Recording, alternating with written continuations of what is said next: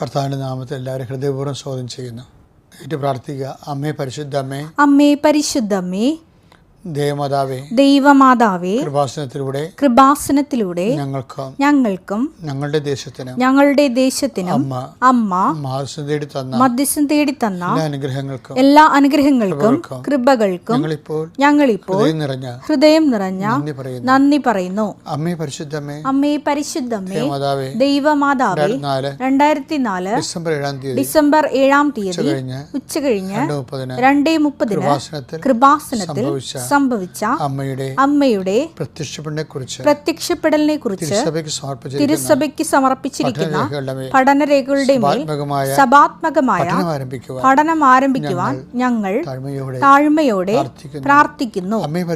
അമ്മേ പരിശുദ്ധമ്മേ, ഭൂസ്വർലോകങ്ങളുടെ രാജ്ഞിയായ അങ്ങേയ്ക്ക് ഭൗമ സംരക്ഷണത്തിനായി പ്രപഞ്ച പ്രകൃതിയെ തന്നെ തിരുസഭ പ്രതിഷ്ഠിക്കുവാൻ ഈ പ്രത്യക്ഷീകരണം വഴി ഇടയാക്കണമേ. പരിശുദ്ധ അമ്മേ, ജപമാല മാതാവേ, സകല കൃപാസനം പ്രാർത്ഥനകളോടും ചേർത്ത് ഞങ്ങളിപ്പോൾ പ്രാർത്ഥിക്കുന്ന ഈ കുടുംബത്തിന്റെ പ്രത്യേക നിയോഗം.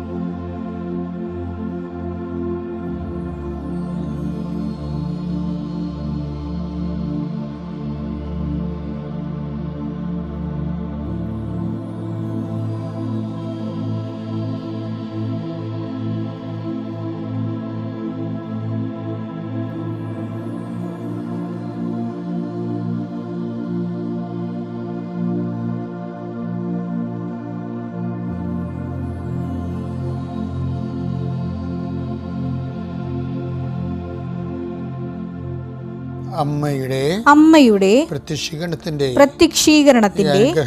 ഈ അനുഗ്രഹവേളയിൽ ഞങ്ങൾക്ക് സാധിച്ചു തരുവാൻ കനിയണമേ. ആമേൻ. വിശ്വാസ പ്രമാണം. സർവശക്തനായ പിതാവും ആകാശത്തിന്റെയും ഭൂമിയുടെയും സൃഷ്ടാവുമായ ദൈവത്തിൽ ഞാൻ വിശ്വസിക്കുന്നു.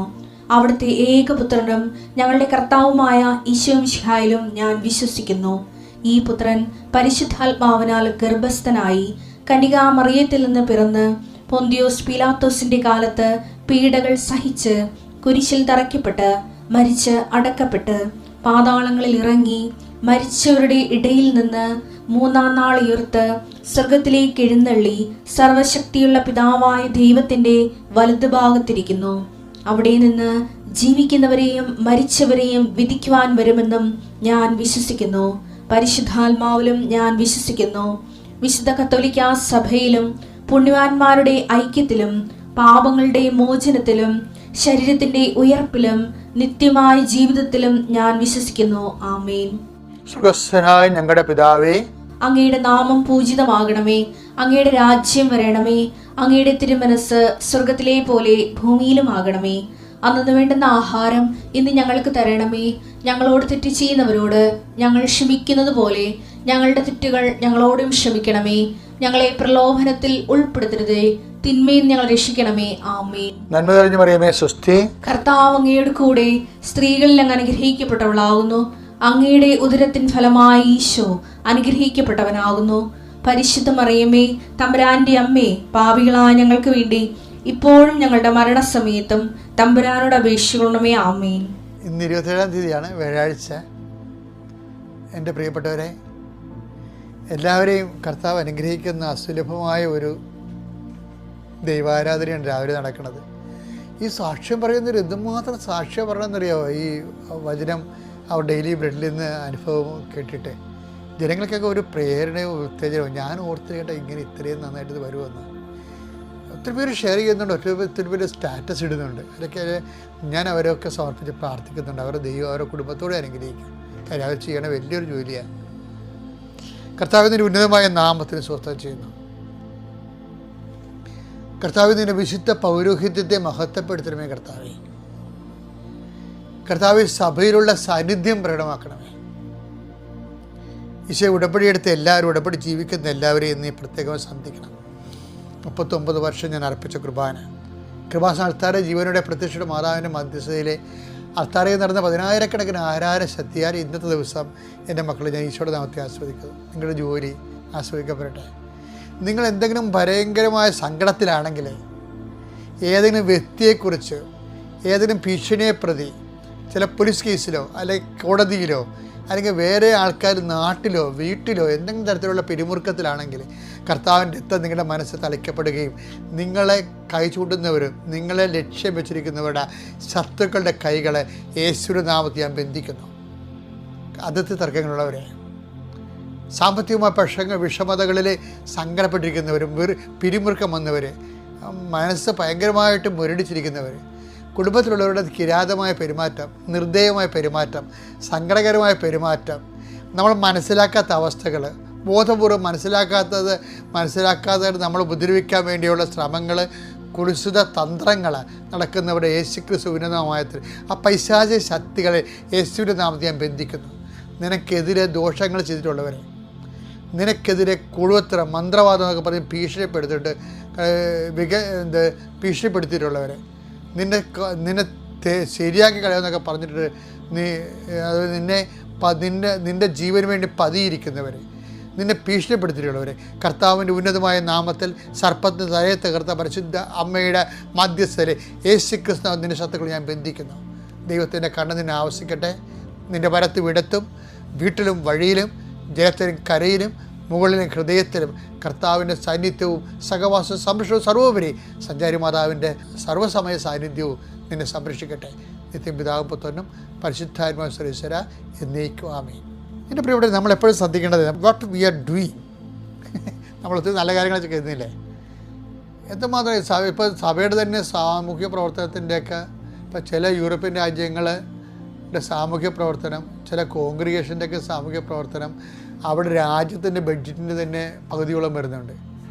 അപ്പോൾ അങ്ങനെ ഒത്തിരി കാര്യങ്ങൾ, നല്ല കാര്യങ്ങൾ ചെയ്യുന്നവരുണ്ട്. അതിനേക്കാൾ സഭയുടെ പുറത്തുള്ള ആൾക്കാർ തന്നെ എന്തുമാത്രം സാമൂഹ്യ പ്രവർത്തനങ്ങളാണ് ചെയ്യണത്. പക്ഷേ നിങ്ങൾ ക്രിസ്തീയത നിങ്ങൾ എന്ത് ചെയ്യുന്നു എന്നുള്ളതല്ല പ്രശ്നം, ആരുടെ നാമത്തിൽ ചെയ്യുന്നു, അതാണ് ബൈബിൾ അന്വേഷിക്കുന്നത്. ഈ മർക്കോസിന്റെ സുവിശേഷം 9:41 എടുത്തേ. സത്യമായി ഞാൻ നിങ്ങളോട് പറയുന്നു, സത്യമായി ഞാൻ നിങ്ങളോട് പറയുന്നു, നിങ്ങൾ ക്രിസ്തുവിനുള്ളവരാകയാൽ അവന്റെ നാമത്തിൽ ആരെങ്കിലും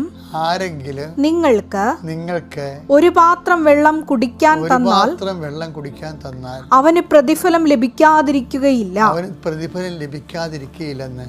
അപ്പോൾ എന്ത് സംഭവം? നമ്മൾ എന്ത് ചെയ്യുന്നു എന്നുള്ളതല്ല പ്രശ്നം, പിന്നെ ആരുടെ നാമത്തിൽ ചെയ്യുന്നു എന്നുള്ളതാണ്. അത് പേഴ്സണൽ ആൻഡ് പ്രസൻറ്റ് ഇൻറ്റൻഷനാണ്. ഇപ്പോൾ ലോഹ ഇട്ടത് കൊണ്ട് ക്രിസ്തുവിൻ്റെ പേരിലാണെന്നൊരു നിർബന്ധമില്ല. ലോഹ ഇട്ടുകൊണ്ട് ക്രിസ്തുവിൻ്റെ പേരിലല്ല സംസാരിക്കുന്ന എന്തുമാത്രം ആൾക്കാരെ ടി വി കാണാം. സഭയുടെ പേരിലല്ല സംസാരിക്കുന്ന എത്ര പേരെ ടി വി കാണാം. എവിടെ നിന്നെങ്കിലും 10 കൈകടി കിട്ടുമെന്നുണ്ടെങ്കിൽ സഭയെ തള്ളിപ്പറയാം, ക്രിസ്തുവിനെ തള്ളിപ്പറയാം, സമുദായത്തെ തള്ളിപ്പറയാം, മറ്റുള്ളവർ സമുദായം അവർ കേവന്മാരായിട്ട് അവിടെ ഇരിക്കും. പക്ഷെ അതുകൊണ്ടാണ് ബൈബിൾ കൃത്യമായിട്ട് പറയണത്. എന്താ പറയണത്? അതായത് നിങ്ങൾ ജനത്തിന് രണ്ടായിട്ടാണ് തിരിക്കണത്. എന്താണ്? 9:41 വായിച്ചേ. സത്യമായി ഞാൻ നിങ്ങളോട് പറയുന്നു, നിങ്ങൾ ക്രിസ്തുവിനുള്ളവരാകയാൽ. 2 ജനങ്ങളാ ഉള്ളത്. എന്താണ്? ക്രിസ്തുവിനുള്ളവരും ക്രിസ്തുവിനില്ലാത്തവരും. ക്രിസ്തുവുള്ളവർ. ഇനി ക്രിസ്തുവുള്ളവരാണെങ്കിൽ എന്ത് ചെയ്യണം? അവന്റെ നാമത്തിൽ. ക്രിസ്തുവിനുള്ളവർ എന്ത് ചെയ്യും? അവൻ്റെ നാമത്തിൽ കൊടുക്കും. അല്ലാത്തവർ അവിടെ പ്രസ്ഥാനത്തിൻ്റെ നാമത്തിലാവും. അതാണ് വിഷയം. ഇപ്പോൾ എന്തുമാത്രം സാമൂഹിക സംഘടനകളും രാഷ്ട്രീയ പാർട്ടികളൊക്കെ എന്തുമാത്രം കാര്യങ്ങൾ ചെയ്യുന്നു മനുഷ്യ നന്മയായിട്ട്. അതിലെ പക്ഷേ അവരുടെ പ്രസ്ഥാനത്തിൻ്റെ പേരിലാണ്, ക്രിസ്തുവിൻ്റെ പേരിലല്ല. ക്രിസ്തുവിൻ്റെ പേരിൽ ക്രിസ്തുവിൻ്റെ വിഷയം എന്ന് പറഞ്ഞാൽ നിത്യതയുമായിട്ടുള്ള വിഷയമാണ്. നിത്യതയിൽ നമ്മൾ ദൈവത്തിൻ്റെ കൂടെ ആയിരിക്കണം എന്നുള്ളൊരു കാഴ്ചപ്പാടുള്ളത് കൊണ്ടാണ് നമ്മൾ ക്രിസ്തുവിൻ്റെ നാമത്തിൽ ചെയ്യണത്. അതാണ് അവൻ്റെ നാമത്തിൽ. നിങ്ങൾ ഇതിൻ്റെ വായിച്ചേ. സത്യമായി ഞാൻ നിങ്ങളോട് പറയുന്നു, നിങ്ങൾ ക്രിസ്തുവിനുള്ളവരാണെങ്കിൽ അവന്റെ നാമത്തിൽ ആരെങ്കിലും നിങ്ങൾക്ക് ഒരു പാത്രം വെള്ളം കുടിക്കാൻ തന്നാൽ അവന് പ്രതിഫലം ലഭിക്കാതിരിക്കുകയില്ല. അപ്പം നമ്മൾ എന്താ ചെയ്യണം? ഉടമ്പടിയിൽ എന്താ ചെയ്യണത്? ഉടമ്പടിയിൽ എടുക്കുന്ന ക്രിസ്തുവിൻ്റെ നാമത്തിലാണ്. അതുകൊണ്ട് ഉടമ്പടി പ്രകാരം ചെയ്യുന്നത് നമുക്കറിയാമല്ലോ. ഞങ്ങൾ ചുമ്മാ ഇപ്പം ഈ വയനാട് ദുരന്തത്തിൽ കൊടുത്ത മുഴുവൻ ഉടുപ്പുകളില്ലേ, അതുപോലെ പയർ, അരി എല്ലാം അടിയന്തരമായിട്ട് ഞങ്ങൾ എത്തിച്ചില്ല അവിടെ. അതെല്ലാം എന്താണ്, ഒരൊറ്റ ദിവസം ഒന്ന് വിളിച്ച് പറഞ്ഞ് നേരത്തെ ഇവിടെ എല്ലാം സ്റ്റോക്ക് ചെയ്ത് വെച്ചിട്ടുണ്ടായിരുന്നു. ഞങ്ങൾ 5000-ഓളം ചുരിദാർ എല്ലാം സ്റ്റോക്ക് ചെയ്ത് വെച്ചിരിക്കുകയായിരുന്നു. അതുപോലെ ഉടുപ്പ്, സാരി എല്ലാം. ഏത് സമയത്താണെന്നല്ല കലാമിറ്റി വേണ്ട, നമുക്ക് അറിയത്തില്ലല്ലോ. അപ്പോൾ ചിലപ്പോൾ ഉടുതുണി പോലും മനുഷ്യന് നഷ്ടപ്പെട്ടു. അപ്പോൾ നമ്മൾക്ക് ആ സ്പോട്ടിൽ പോയി കളക്ട് ചെയ്യുന്നതല്ല, നമ്മൾ കളക്ട് ചെയ്ത് വെച്ചിട്ടൊക്കെ ഒരു കലാമിറ്റിയെ നേരിടാനുള്ള സംഭവം കൃപാസനത്തിൽ എപ്പോഴും ഉണ്ടാകും. എന്താ കാര്യം? അത് നമ്മളെ കൊണ്ടേ കൊടുക്കണം. മാത്രമല്ല, ഈ ഉടമ്പടി ചെയ്യുന്ന ആൾക്കാർ, ഇന്ന് കഴിഞ്ഞ ദിവസങ്ങളിലൊരു രസമുണ്ടായി. 4 ക്യാൻസർ 4ാം സ്റ്റേജാണ്. അവർ 4 മണിക്ക് എഴുന്നേറ്റിട്ട് അവരുടെ കൈ കൊണ്ട് തന്നെ, അവർക്ക് വേണം ഹോട്ടലിൽ നിന്ന് വാങ്ങിച്ച് ഭക്ഷണം കൊടുക്കാം രോഗികൾക്ക്, പിന്നെ അവരുടെ കൈ കൊണ്ട് തന്നെ അരിയും കറിയും ഉണ്ടാക്കി, ചോറും കറിയും ഉണ്ടാക്കി അത് ചുമന്നുകൊണ്ട് പോയി അവർ ആശുപത്രിയിൽ കൊടുത്തു.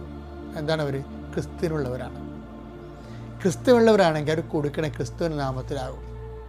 ക്രിസ്തുവിൻ്റെ ഒരു വാക്ക് പോലും പറയാതെ നമുക്ക് എന്ത് സാമൂഹിക പ്രവർത്തനം ചെയ്യാം. അത് ക്രിസ്തുവിനെ മാറ്റി നിർത്തിക്കൊണ്ട് മാനവീയ പ്രവർത്തനം മാത്രമേ ആകത്തുള്ളൂ. അത് സുവിശേഷ പ്രവർത്തനം ആകത്തില്ല. കൃപാസനം ചെയ്യണേ എന്താണ്? സുവിശേഷ പ്രവർത്തനമാണ്. ക്രിസ്തുവിനെ സ്വീകരിക്കുന്ന എല്ലാവരും, അവരെന്ത് ജാതിയായാലും ശരി, അവരെ ന്യായസാരപ്പെടുത്തി മതം മാറ്റുകയല്ല, മറിച്ച് അവിടെ മനസ്സ് മാറ്റിയിട്ട് മനുഷ്യനെ സ്നേഹിക്കുന്നവരാക്കും. അത് അകത്തുള്ളവരാക്കും, പുറത്തുള്ളവരാക്കും. എന്താ കാര്യം? ദൈവത്തിനും മനുഷ്യനും ഗുണമുള്ള സാക്ഷികളായിട്ട് മാറണം. അവർ സുവിശേഷമാകണം, സുവിശേഷമേകണം, അതിൻ്റെ സ്പിരിറ്റിൽ ജീവിക്കണം. അതിന് ഈ നോൻപ് കാലത്ത് നിങ്ങളെ സഹായിക്കട്ടെ. പിതാവിൻ്റെയും പുത്രൻ്റെയും പരിശുദ്ധാത്മാവിൻ്റെയും നാമത്തിൽ. ആമേൻ.